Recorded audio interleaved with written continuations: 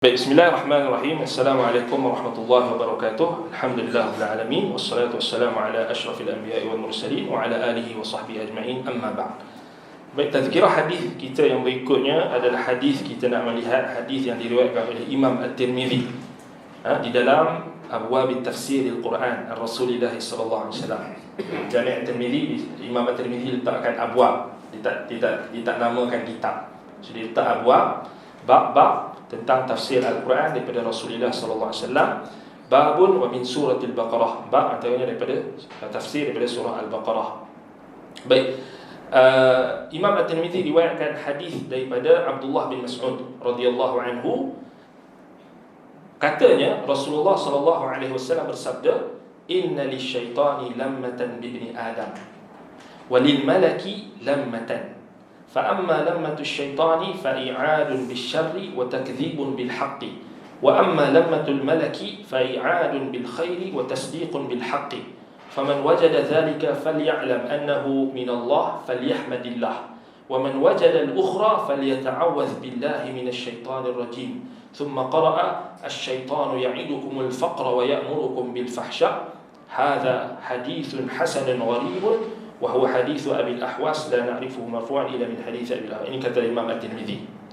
Baik, hadisnya Abdullah bin Mas'ud radhiyallahu anhu berkata, Rasulullah sallallahu alaihi wasallam bersabda, sesungguhnya bagi syaitan itu ada lammatan bi ibni Adam.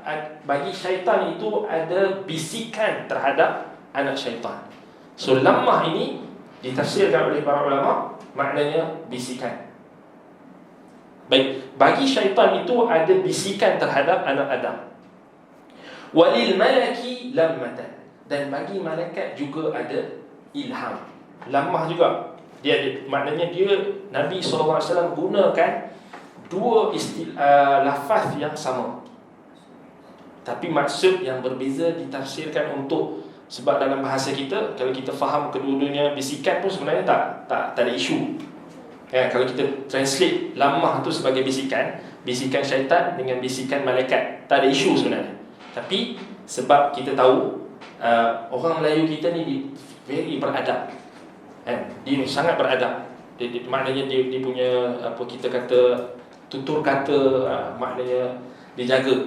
Jadi syaitan maknanya kita sebut bisikan, sebab bisikan ni dia memang dia selalunya dia akan bawa kepada konotasi negatif, kan? Kalau bisikan kan negatif, dia tak bawa pada konotasi positif, kan?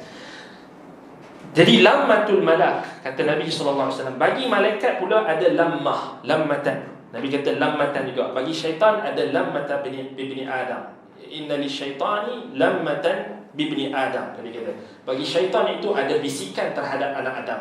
Dan bagi malaikat walil malaki lammatan, bagi malaikat juga ada lammah, maknanya ada ilham. Itu Al-Muwarrafuri sebut dalam syarah dia. Fa amma lammatu syaitani, adapun bisikan syaitan, apakah bentuk bisikan syaitan? Fa i'adun bisyarri wa takdzibun bil haqqi. Dia menggalakkan kepada keburukan dan mendustakan kebenaran.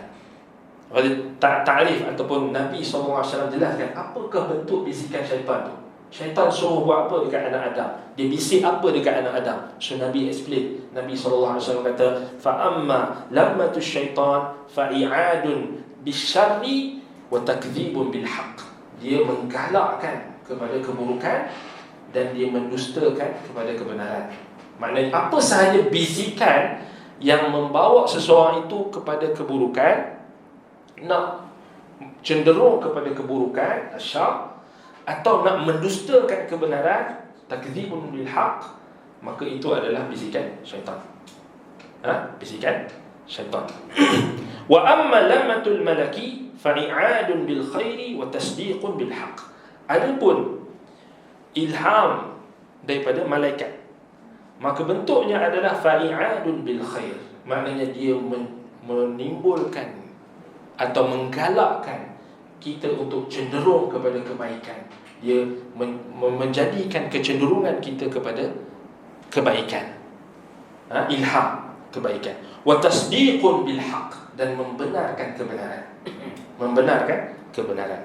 Kemudian kata Nabi SAW, faman wajada dhalika, barang siapa yang mendapatkan hal tersebut, barang siapa yang mendapati hal tersebut berlaku pada dirinya, falya'lam, maka hendaklah dia ketahui, annahu minallah falyahmadillah. Maknanya siapa yang dapati ada ilham yang malaikat berikan kepadanya, maknanya menggalakkan kepada kebaikan, membenarkan kebenaran, maka Nabi SAW kata falya'lam, maka hendaklah dia mengetahui annahu minallah, hal tersebut sebenarnya datang daripada Allah. Maknanya Allah yang menggerakkan malaikat-malaikat itu untuk memberikan kebaikan kepada kita, menggalakkan kebaikan kepada kita. Dan sudah tentulah dia bukan semata-mata tanpa sebab, tapi disebabkan oleh hamba itu sendiri. Anak Adam itu sendiri yang berusaha untuk memilih kebenaran dan dia berfikir kebaikan, maka Allah Ta'ala membantu dia. Sebab apa? Sebab dalam hadis lain Nabi kata ihfazillah yahfazka.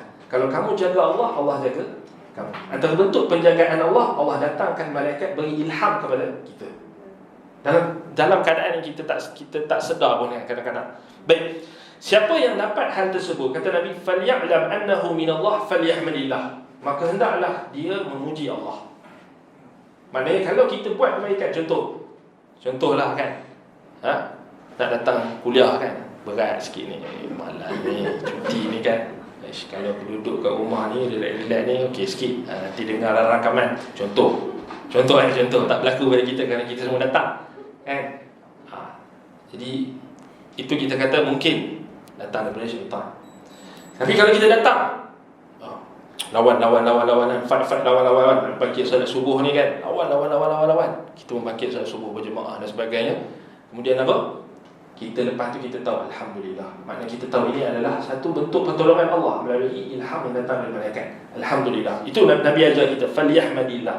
Wa man wajada al-ukhra, barang siapa mendapatkan selain hal tersebut keburukan, falyata'awwadz billahi minasyaitonir rajim, maka hendaklah dia meminta perlindungan kepada Allah daripada syaitan yang direjam. Yang tadi, macam kalau kita ada bisikan ataupun ada terdetik dalam hati kita untuk membuat keburukan, cenderung kepada keburukan atau bersangka buruk dengan orang yang baik dan sebagainya, ataupun mendustakan kebenaran, takdzibu bil haqq, maknanya ketika itu kita kena minta perlindungan kepada Allah, isti'adzah, a'udzubillahi minasyaitonir rajim. Ini yang tunjukkan oleh Nabi SAW. Baik, jadi hadis ini adalah hadis yang sahih, disahihkan oleh Syekh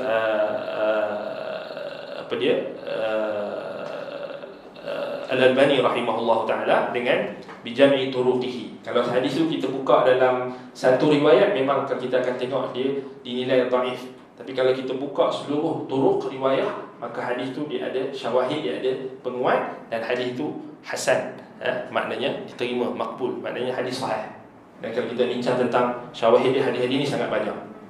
Ala kulli hal, hadis ini hadis yang boleh diterima, hasan, dan itu makna yang untuk kita memberikan peringatan kepada kita. Kalau kita dapat kebaikan, apa sahaja kebaikan, ucapkan alhamdulillah, kerana dia adalah pertolongan daripada Allah SWT melalui malaikatnya. Tapi kalau ada terdetik keburukan, kejahatan atau nak mendustakan kebenaran, minta lindung kepada Allah Subhanahu wa taala. Falyata'awwadz billahi minasyaitonir rajim.